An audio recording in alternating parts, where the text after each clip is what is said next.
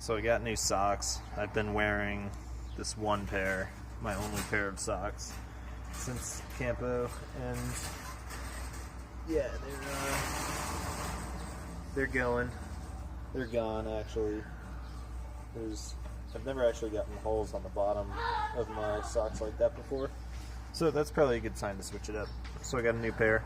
Another pair is still coming to Kennedy Meadows, so I'm just going to use one of these and stick the rest in a hiker box. But that's going to feel nice. Almost as good as new shoes, which are coming soon. But these are holding up pretty well, actually. Back on trail. So it's, what is it? June 4th, day 21 on the trail. And man, Tehachapi, what a stop that was.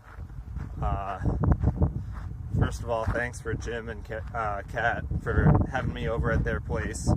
That was amazing. They made dinner for Joe and I.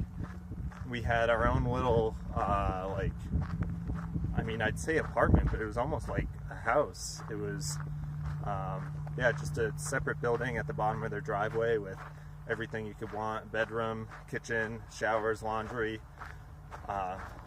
and it seems like they're set up to host hikers all the time too, because they had, a little printout with instructions, Wi-Fi, laundry stuff, all that. So going there, I was under the impression that it was just a family friend of Joe's, and they were just taking us in because they knew Joe. But I mean, they actually do it regularly for hikers, it seems, and man, they've got it down. That was a great stay. Got to try some of Jim's home brew. We had some blonde pale ale, I think is what it's called, and this gate's tricky. What do we do on this one? It's wrapped around the barbed wire, of course. That's the best way to secure the gate. There's a trail register here, give me a second. Alright, so where was I? Yeah, we had the blonde pale ale. There was some delicious wine, actually.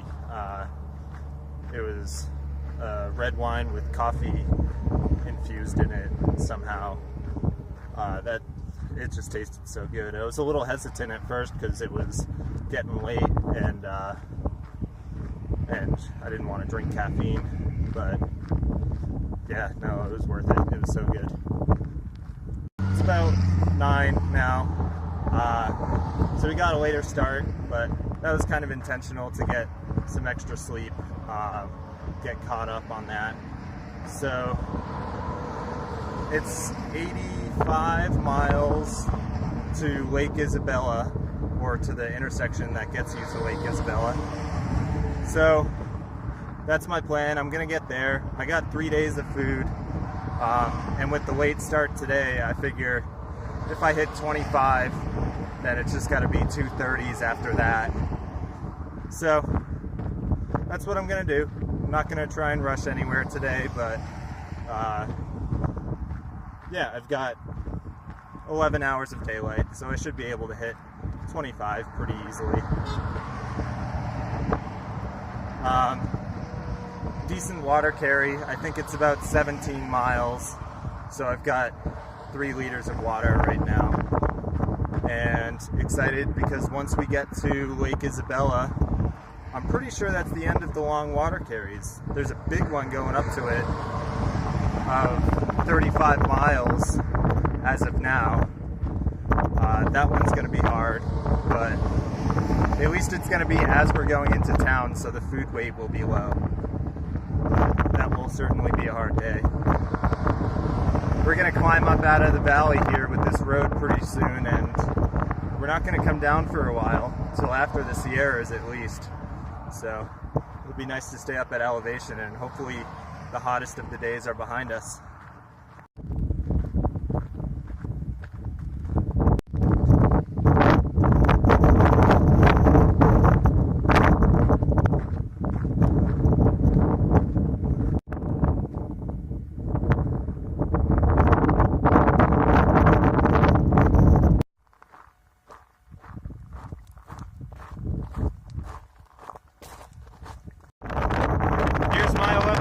view.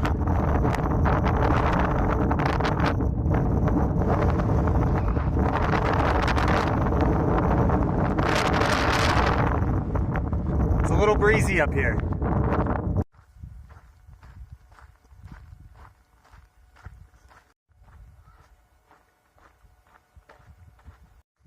It's pretty lucky that it was so windy on the way up, because it was really hot down in the valley next to that highway, and it's really hot up here.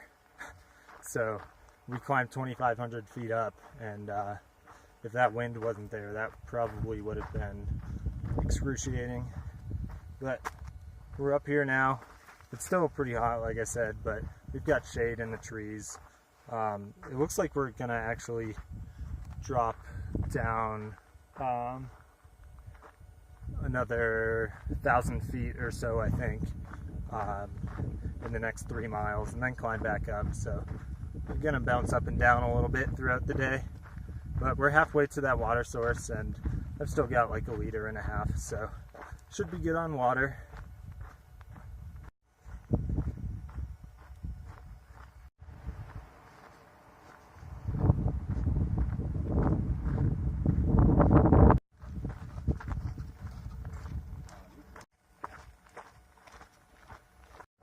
Just leaving that water source now. The next one's in 19 miles. I'm probably going to camp in 10 miles. That'll make it, I forget what it is, maybe 27 miles or something like that for the day, which is cool. On pace for Lake Isabella when I need to get there. And yeah, all the reviews said it was a great spot. They even specified that there was soft ground, which I feel like most people don't actually consider when they say whether a spot is good or not, because most people have inflatable pads. So yeah, to see that right around the range of where I want to end the day, I'm definitely going to camp in that 10-mile spot. So I've got 4 liters now to finish the day, make dinner, and hike another 9 miles tomorrow. It's probably going to be more than enough because it's cooling off already today. It's about 3:30, so the worst of the heat is gone. But yeah, I mean, the weight doesn't feel too bad right now, and it's nice to just be able to chug water pretty much out here and not have to worry about it. I haven't been able to get a reliable forecast for the next couple of days either, because the trail doesn't really go near any towns for a while. Even Lake Isabella, where we're resupplying next, is like 30 miles off trail. And the weather for there is going to be in the hundreds for the next couple of days.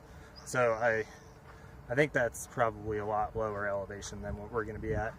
So I have no idea what's coming up for the next couple days as far as weather goes.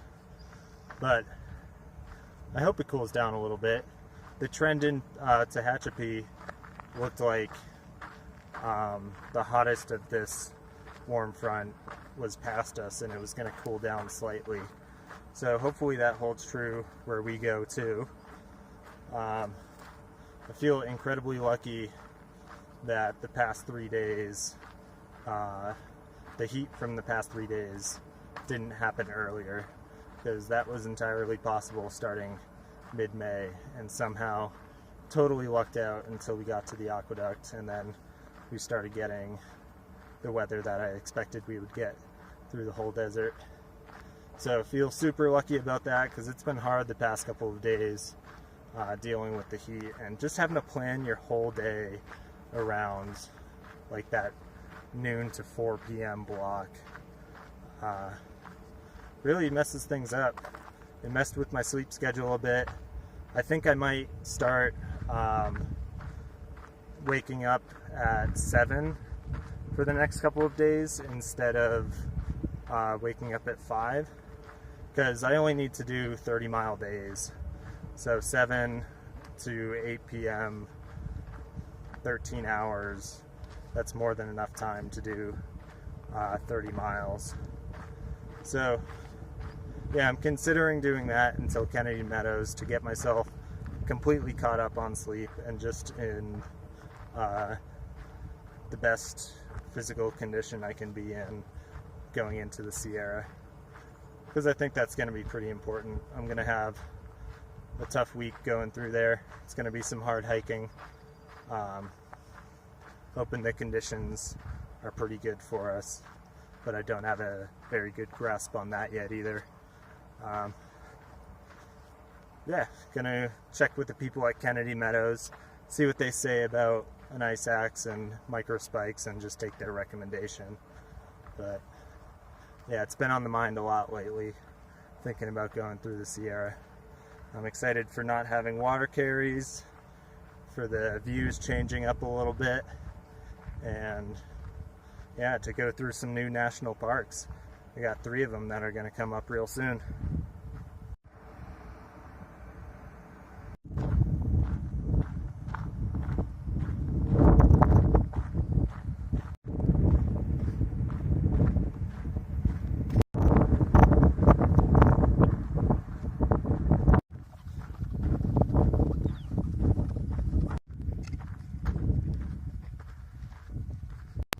So I made it to camp here. This campground did not disappoint. It's beautiful in here, probably one of the best campgrounds that I've seen on trail yet. But yeah, really soft ground that I'm on here, and it's a little breezy, but we've got tons of trees around, so it's actually a lot more sheltered than it is in the surrounding area. So yep, gonna sleep well here tonight. Today felt so easy. I don't know what happens, but yeah, I credit this day in Tehachapi just putting me in the right mindset to come out hiking today. It just, I don't know, I had a bunch of water I had to carry, had a full pack of food, and just didn't matter. I was just having a great day all day, and yeah, it feels really good. I've got 2 days into Lake Isabel now, hoping to keep that going, because today was beautiful and I really enjoyed it. So want to keep it going, keep the psych high going into the Sierra, and make the best of it.